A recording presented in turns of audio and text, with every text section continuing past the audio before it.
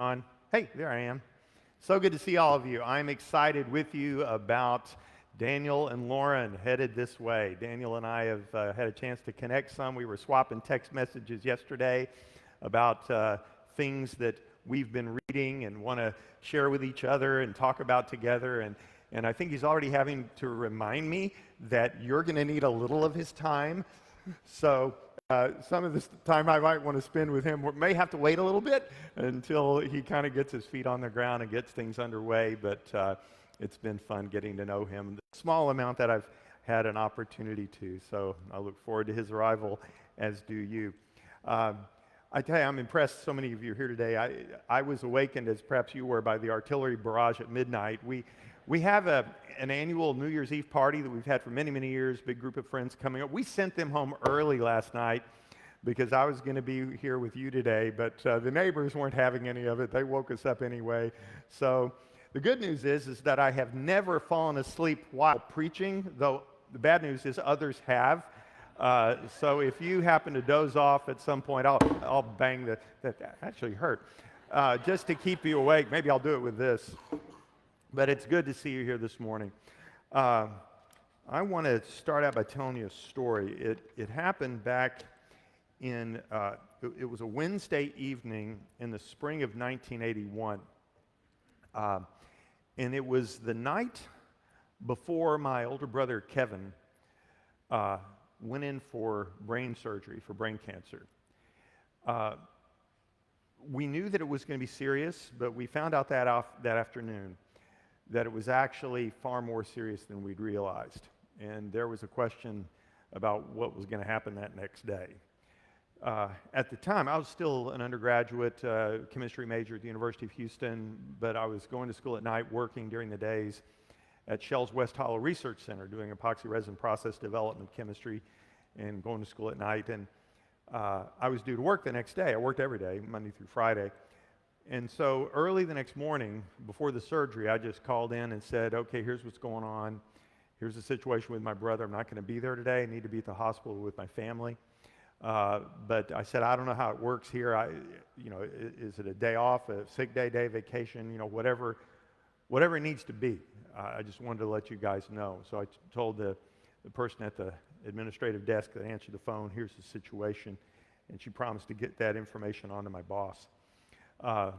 Well, made it through the day. My brother did make it through the day. He ended up, by the way, dying 5 years later from it. It was a very, very difficult 5 years, but he did live through that day. And then the next morning, Friday morning, I went to work. And my boss spotted me as I was coming in. He called me into his office.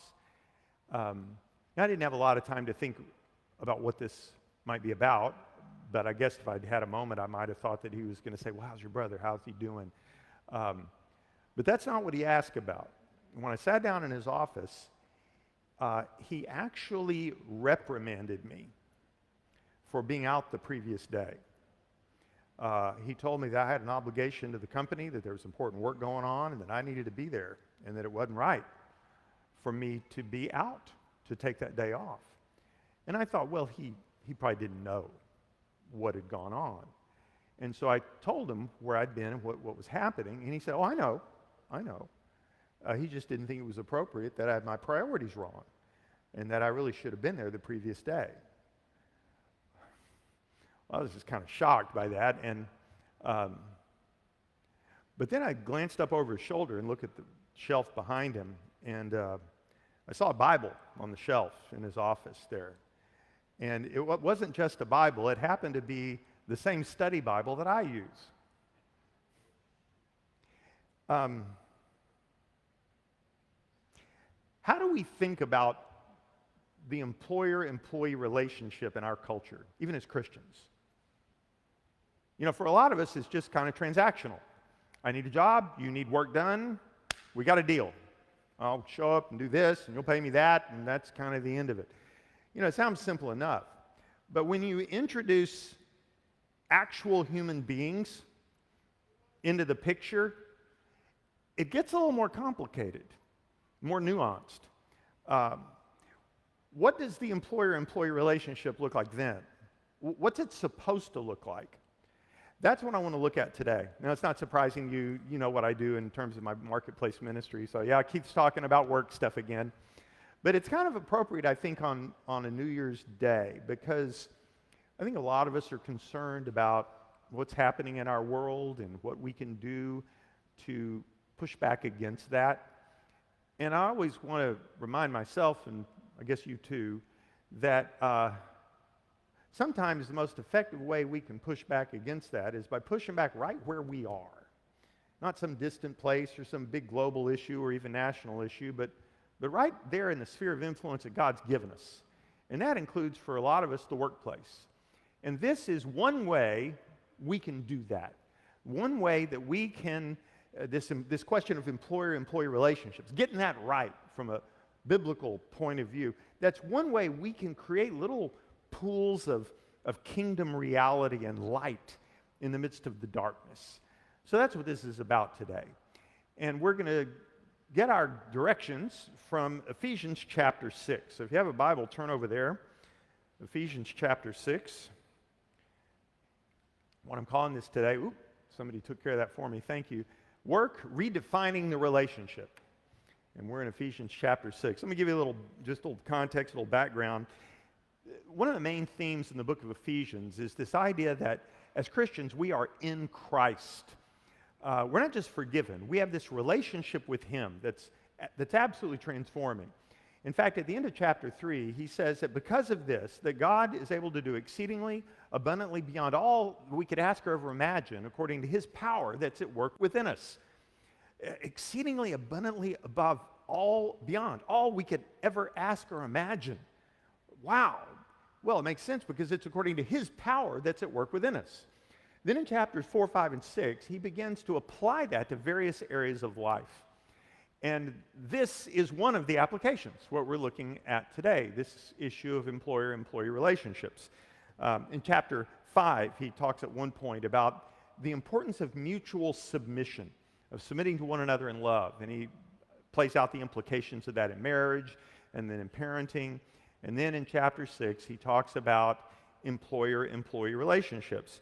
So let's look at that passage, just a quick look at it first, and then we'll see what we can learn from it.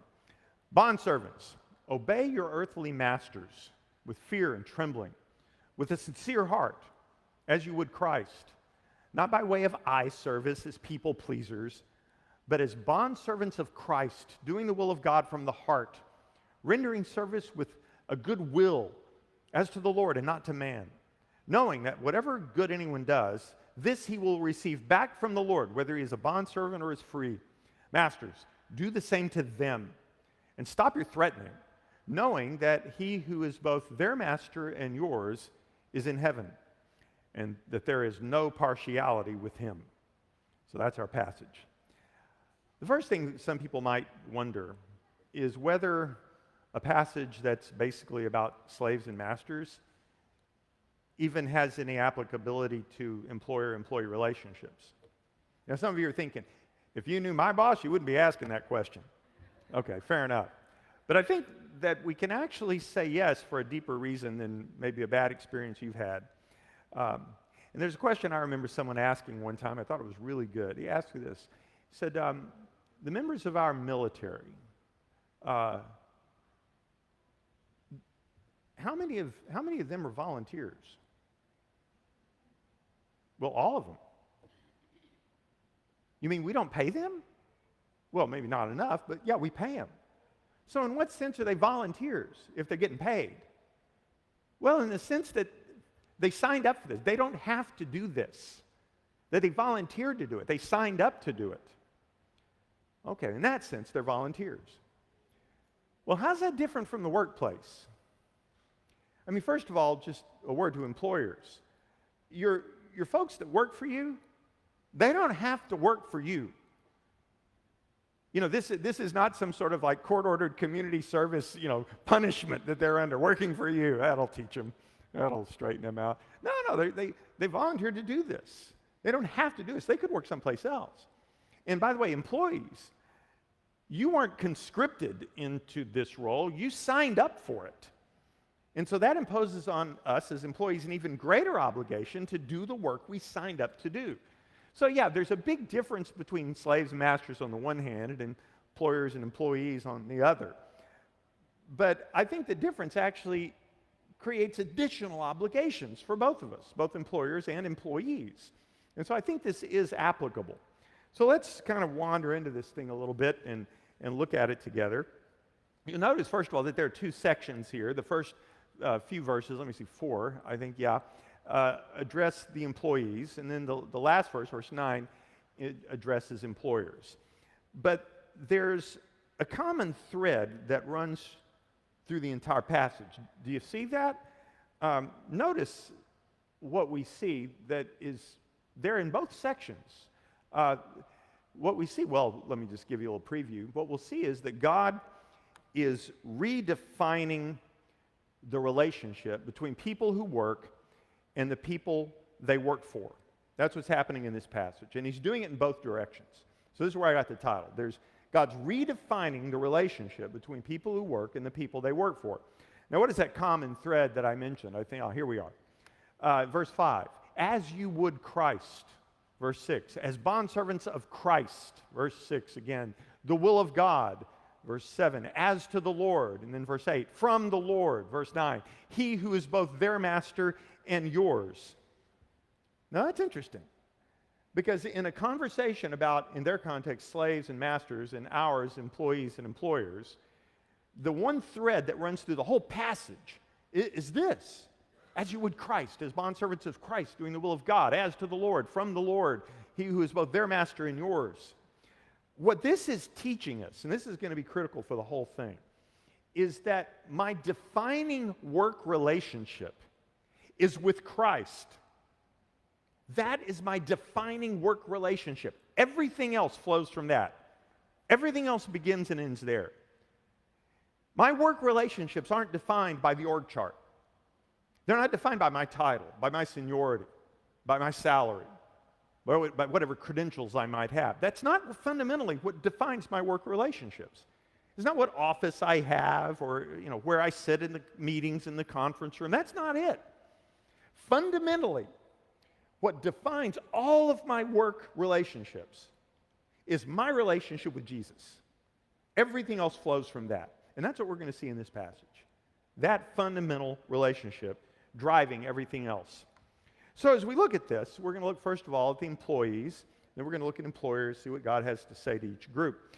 So, are you an employee? Well, let me give you a hint. If you're not the owner, you're an employee, even if you're the CEO.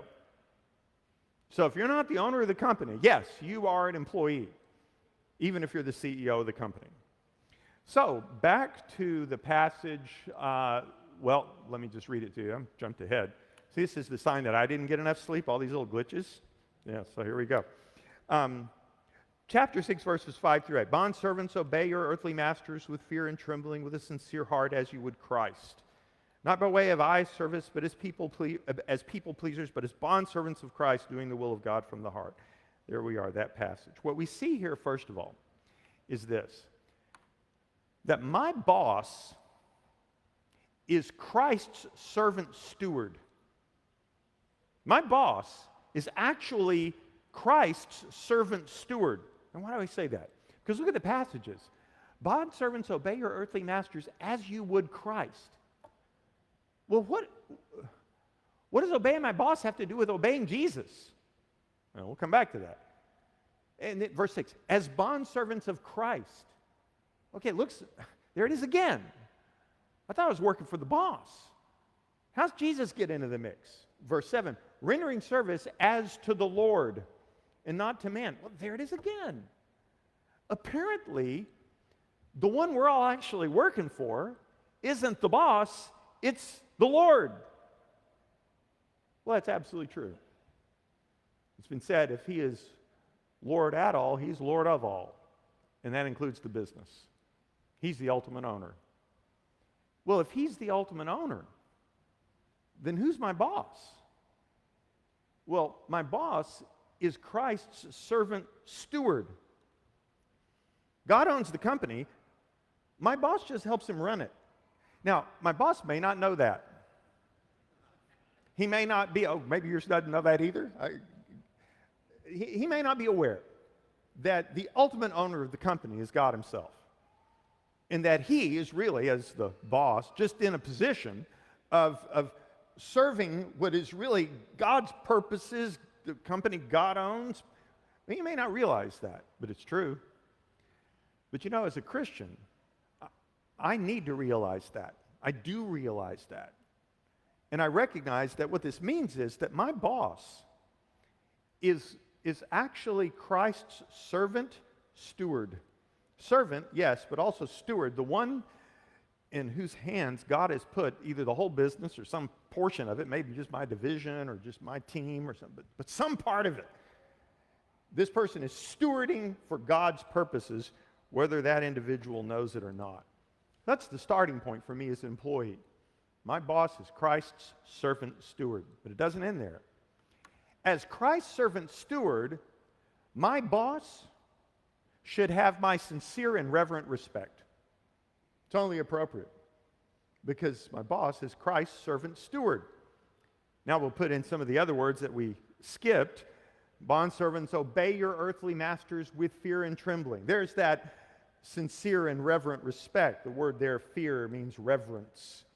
Because after all, if it's ultimately Christ that I'm obeying, not this human being standing between me and Christ, but Christ himself, then reverence is entirely appropriate if Christ is the real boss. With a sincere heart, there's the sincerity piece. As you would Christ, not by way of eye service as people pleasers. God sees through that. It's got to be real. And so what Paul is saying here is that, yes, this boss, whether he or she realizes it or not, is Christ's servant steward. I realize that. Therefore, this person ought to experience from me the reverence and respect that is owed to our shared boss, Jesus himself, because he is the one that we're serving. And again, my boss may not know that, but I do. And it's my knowledge that's determining my behavior here. So as Christ's servant steward, my boss should have my sincere and reverent respect. Paul echoes this same theme in Colossians chapter 3, verses 23 and 24. The verses before that are almost exactly the same as what we just saw in Ephesians, but in Colossians, Paul adds these verses. Whatever you do, I don't know what you do for a living, whatever it is, work heartily as for the Lord and not for men, knowing that from the Lord you will receive the inheritance as your reward. You are serving the Lord Christ. There's the reminder. You are serving the Lord Christ. Therefore, work heartily.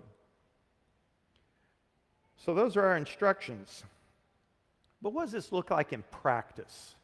And this is the part of this passage in Ephesians I really, really like. Let's go back to it. Verses 6, middle of verse 6, go to the middle of verse 8. Here's what he says. Doing the will of God from the heart, rendering service with a good will as to the Lord and not to man, knowing that whatever good anyone does, this he will receive back from the Lord. And I notice that as I look at it, it's a little Bible study methods here. Doing the will of God from the heart, rendering service with a good will, knowing that whatever good anyone does. So there are my key words there. Doing, rendering, knowing. Okay, this is going to tell me how I need to behave, the things I actually need to be doing. So what do we pick up here? Well, it's amazing. It means doing the will of God from the heart. That's where it starts. And to Jesus, knowing that it was going to come back to me from Jesus in blessing. That's the basic dynamic. So let's just look at that. First of all, from the heart. And he's talked about not as people pleasers or just to look good or, no, it's got to be real. So the first thing I know about this is that it's got to be sincere. It's got to be real. This service I'm doing, it's not just to look good when the boss is looking at me. No, because the real boss is always looking at me. And he knows when it's real and when it's fake. And so it starts out from the heart. But notice then verse 7, it's to the Lord. It's to Jesus. Because why? As Paul says in Colossians 3, it is the Lord Christ I serve. So it comes from my heart, starts there, and it is to Jesus. He's the one I'm rendering this service to. He's the object of that. And then it comes back from him to me in blessing. That's the transaction. From my heart to my Lord Jesus, back from the Lord to me in transformational blessing. Okay, here's the question. Where does the boss fit into all that? The boss doesn't even get mentioned. You see, what the boss is, you hear the idea of collateral damage? The boss is experiencing collateral blessing because the boss is kind of in the middle of all this. So here I am over here, from the heart, serving Christ with all love and sincerity, and the boss this is flowing past him. And he doesn't know where it's going. He doesn't entirely understand where it's coming from. But this is amazing, what he's experiencing. The sincerity, the depth, the authenticity of the kind of work you're doing, the attitude, the spirit you have. It's amazing. And because it's coming from you, and then it's going to the Lord, right past him. But then, back from the Lord comes blessing to you. And once again, he's in the crossfire. And so he's being blessed by the way God is blessing the company because of behavior of employees like you. And again, the boss doesn't even need to understand where it's coming from. All he knows is, this is awesome. What a place to work. What a place to lead. And so, but what's really happening there is just between you and Jesus. And the boss is in the middle watching all this happening, not fully understanding it, but really unable to mistake it. He's experiencing it as something extraordinary. These people are a great team. What an amazing person to lead you are. See, that's the dynamic. That's what's supposed to happen. And notice that it actually doesn't depend at all on the worthiness of your boss. You know, I remember years ago when our daughter Emily, who's now in her 30s, was first born, we made a trip to Eglin Air Force Base, that area in Panhandle of Florida, to visit my cousin and her husband. Her husband was an Air Force major, fighter pilot, and we visited them there. And I remember one day driving onto the base in her husband's car, and the major wasn't in the car. It was just me and Julie and our daughter and my cousin driving. And so we drove up to the gate, and the airman there came to attention and delivered a sharp salute. And I'm looking around the car wondering who he's saluting, because none of us is worthy of a salute. So I asked my cousin about it, and she explained. She said, there's a sticker on the front bumper, and it shows the rank. And what that airman was doing was saluting the rank. I thought, oh, well, there you go. I'll bet you that airman didn't stand at the gate and see that car coming and say, okay, I know which officer that is. No, I'm not saluting that guy. No, you hear what he said to me the other day? No. Or somebody else. Oh, it's his car. Oh, I like him. He's awesome. I'm going to salute him. I'm going to make it extra long. No, he doesn't think that way. He sees the rank, and he salutes the rank. That's the spirit of the thing right there. It doesn't really matter about the worthiness of the boss. Why? Because, ultimately, it's not my boss I'm serving. It's Jesus I'm serving, and he is always worthy of the best I can do. I bring all that I am to all that I do because of who he is, not because of who my boss is. That doesn't really make much difference, does it? So that's the point here. Amen to that. It was so cute. He was crawling up toward, is that a boy? Crawling up toward the Christmas tree earlier during worship. It was so sweet. That's the sweetest sound in the world to a grandpa, so don't you worry. So this is the dynamic here for employees. I'm doing the will of God from the heart to Jesus. It's coming back to me from the Lord in blessing. My boss is caught in the middle of it, has no idea what's happening, but it's awesome. He loves being my boss. Okay, well, what about bosses? You might ask, well, I'm not so sure I'm a boss. I'm the employee, but I'm not a boss. Now listen, if anybody has to do what you tell them to do, and maybe it's an intern, maybe it's a guy that makes deliveries. If anybody has to do what you tell them to do in the workplace, you're a boss. So this applies to you too. So let's look again at the passage, verses 5, 6, 7, 8 are for the employees. Now verse 9 for the boss. Now right away some of you are thinking, wait a minute, 4 verses for the employees and only 1 for the boss? That ain't right. No, calm down. It's not 1 verse for the boss. It's 1 more verse for the boss. And it's a doozy. And why do I say that? Look at verse 9. Masters, do the same to them. Okay, there you got it. Everything he just said, it applies to the boss too. And if you were about to doze off, that was for you. So everything he's just said applies to the bosses too. And we'll unpack that in a moment. Oh, but there's another word for the boss, and stop your threatening, knowing that he who is both their master and yours is in heaven, and that there is no partiality with him. So yeah, it's 1 more verse for the boss. But let's start with that do the same to them part. Do the same to them. Masters, do the same. Well, actually, I want to start a little bit further on. Knowing that he who is both their master and yours is in heaven. Oh, the boss just got word that the boss isn't really the boss. That there is one in heaven who is their master and yours. And so for me, the lesson as a boss is my employees are Christ's servants just like me. They are fellow servants of the true boss, knowing that he who is both their master and yours is in heaven. Now that's interesting. A lot of bosses maybe don't think that way. I'm actually a fellow servant. And oh, by the way, the people that serve alongside me, usually called employees, they're actually servants of somebody else. How do I treat them? And by the way, they're not only servants of the Lord, they're, many of them, sons and daughters of the great King of heaven. How are you treating them? I mean, at the very least, we know one thing about everybody, that these are people made in the image of God, people about whom Christ cared enough to give his life, people that may have come into a relationship with him through faith, and now they're just precious sons and daughters. And oh, by the way, Monday through Friday during, well, whatever the work hours are, they're reporting to you.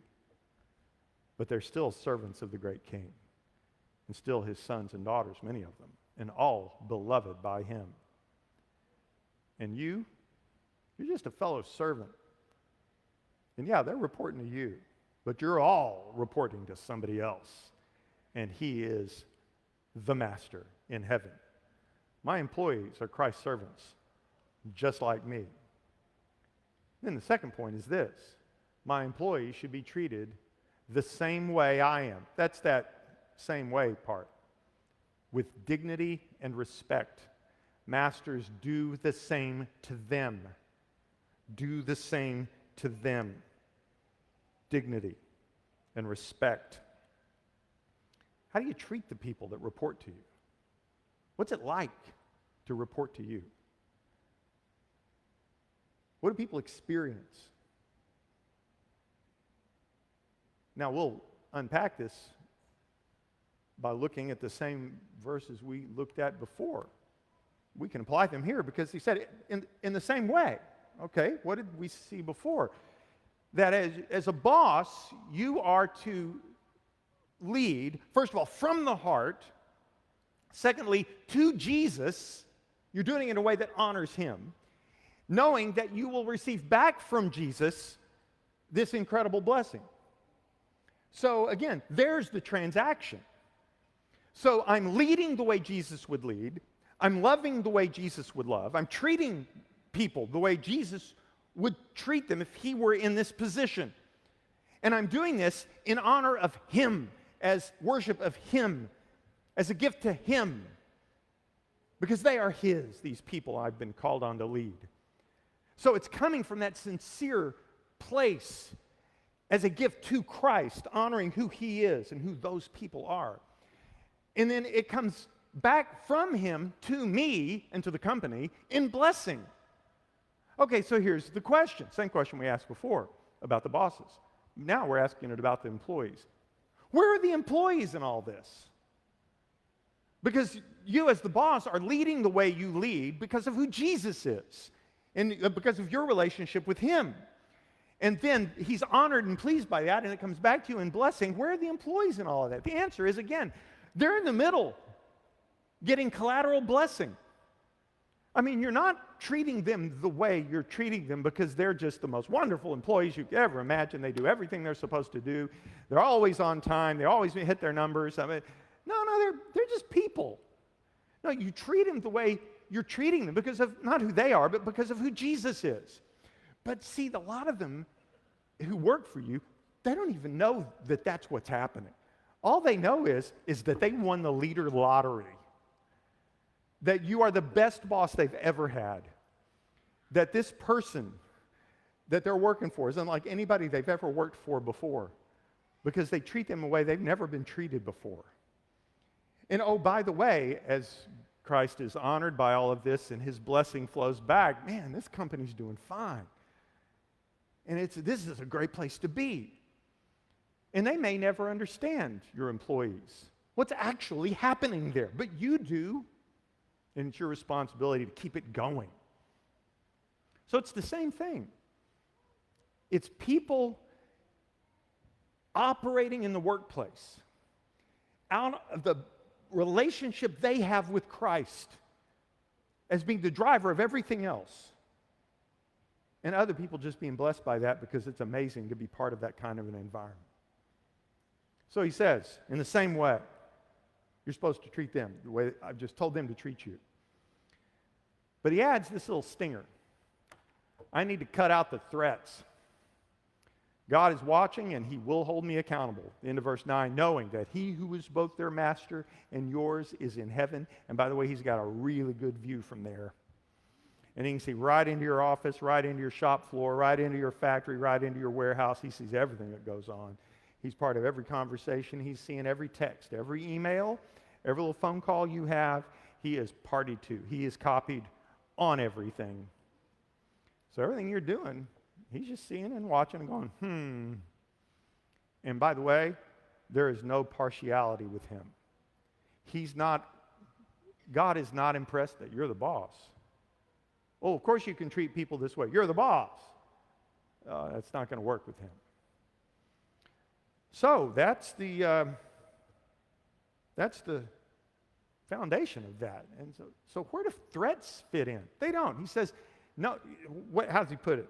Stop your threatening, knowing that he who is both their master and yours. Just cut it out. Threats have no place in this. I remember, I've mentioned before that when I was in oil and gas, one of the projects I did a lot of work on was the Caspian pipeline expansion from the Tengiz oil fields in Kazakhstan across southern Russia to the Black Sea at Novorossiysk. And I worked on project execution planning for that and risk analysis and all kinds of different things in Moscow. And it was an interesting team in Moscow at the Caspian Pipeline Consortium office there, just a few blocks away from Red Square. It was a mixed team of Western leaders and Russian leaders. And some of those Russian leaders, they were still living very close to the old Soviet culture. And it was interesting for the young adults, Russians, on the team because they had two very different kind of leaders there in the mix. The old Soviet-style leaders, the very top-down, very authoritarian. I could tell you stories. And then the Western leaders who are trying to lead a little bit differently. Well, significantly differently. And you have these young Russian professionals, brilliant young men and women, just kind of watching both and I think probably deciding what kind of leaders they wanted to be someday. But you know, it's interesting. I looked it up. Leading through intimidation. There is no book by that name on Amazon. I looked it up. There's a book called Winning Through Intimidation, written by Robert Ringer back in the 70s. That's not it. But Leading Through Intimidation, nope. So I thought, well, how about Leading Through Threats? That's not there either. Leading Through Fear, nope. So here, I'm curious then.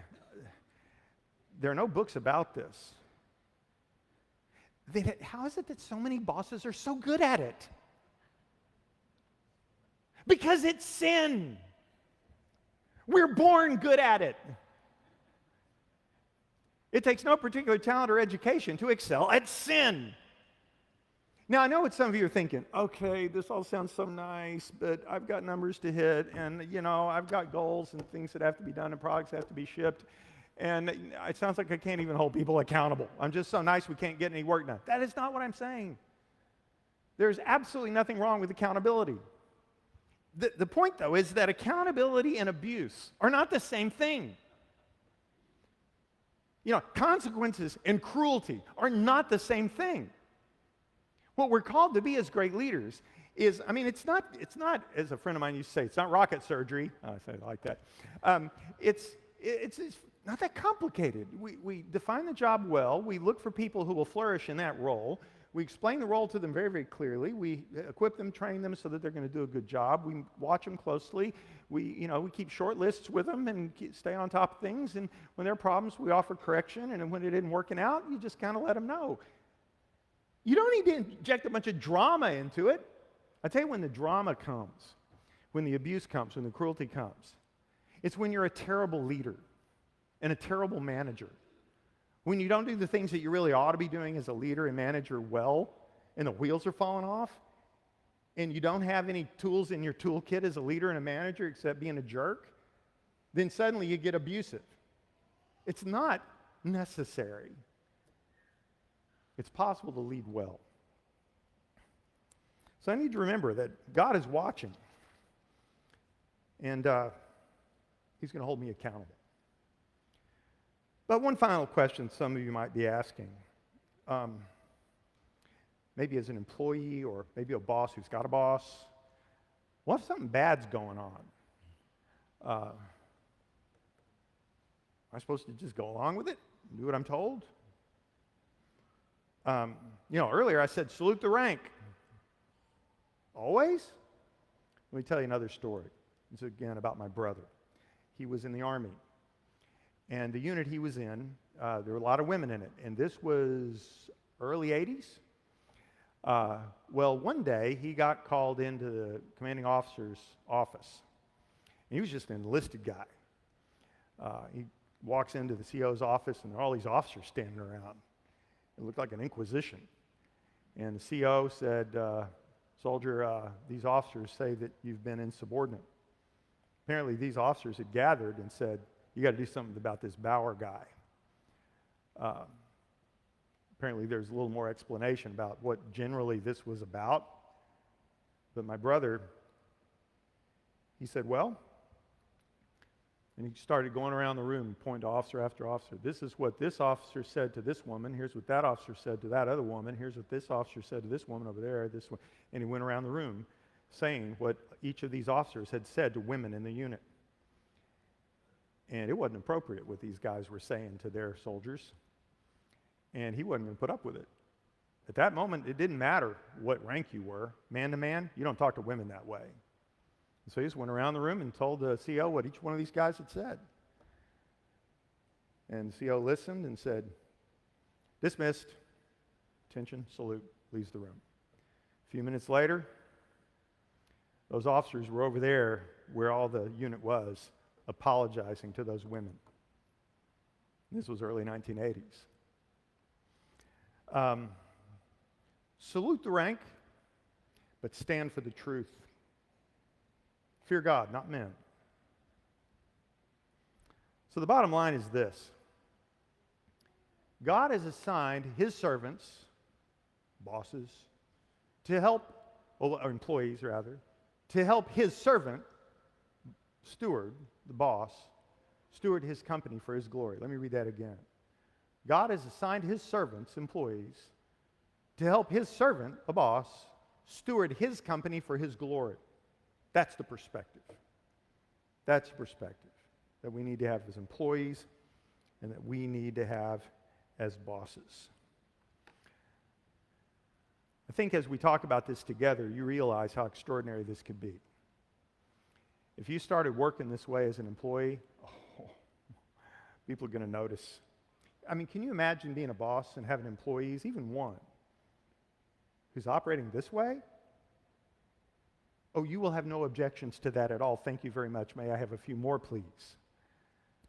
And imagine being a boss who treats people this way. I mean, from a practical point of view, people aren't going to want to quit you.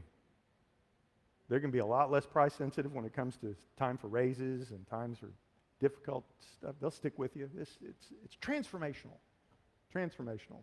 And by doing this, both as employees and bosses, you get to be that little pool of kingdom light in the midst of a very dark marketplace. Let me pray for us. Father, I thank you for the opportunity, the stewardship you've assigned to most of us in this room who have not retired to serve you out there in the workplace. And for the employees, Lord, I pray that whether their bosses are good or maybe not so good, that they would recognize that it is the Lord Christ they serve, and that they could bring all they are to all that they do to honor him. And that as you bless them in return, that they would experience that and feel that, and that their bosses would too. And Father, for the bosses in the room, I pray that you would put it on their hearts to lead these dear people, servants of yours, sons and daughters of yours, many of them, in a way that would be honoring and pleasing to you. Because I know, Lord, it would really shine a bright light in a dark world. In Christ's name we pray. Amen. Jeremy mentioned earlier, we're doing a little seminar. I'm going to